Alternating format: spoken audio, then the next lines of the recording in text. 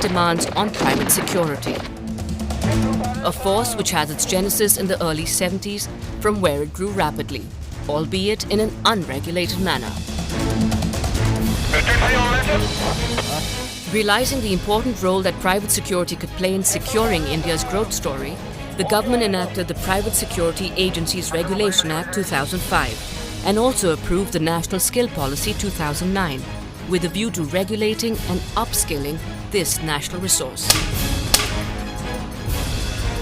To address the pressing challenges that confront private security, Security Sector Skill Development Council, or better known as with the mandate of organizing and upskilling the private security sector, which employs 7 million personnel, and by 2022, the sector shall be worth 900 billion rupees, employing over 10 million people, largely from the weaker sections of society. The Sssdc, with the wholehearted support of the industry, set out on a journey to take forward the industry by establishing processes for training that would transform this natural resource into a industry.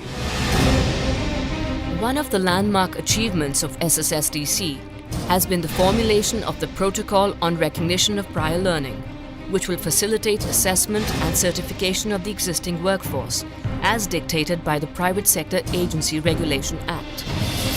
The protocol envisages certification on a 60:40 ratio, with the latter being for recognition of prior learning. This process offers a great opportunity to the existing force to obtain certification, which is now being called for both by controlling authorities and end users. In the implementation of the National Skills Qualification Framework, which would enable students to acquire skills with recognized equivalents to levels existing in the formal education system. This framework would enable lateral and vertical movement of students between the formal and vocational educational streams. Presently, Sssdc is working closely with CBSE and state education boards in Haryana and Himachal Pradesh, with demands coming in from other states. In moving forward to professionalize the workforce through skilling, Sssdc has identified the need to introduce educational diplomas and degree courses to support edging out of career pathways. Towards this end, the next objective of Sssdc is to introduce these courses through the Sardar Patel University of Police Security and Criminal Justice in Jodhpur.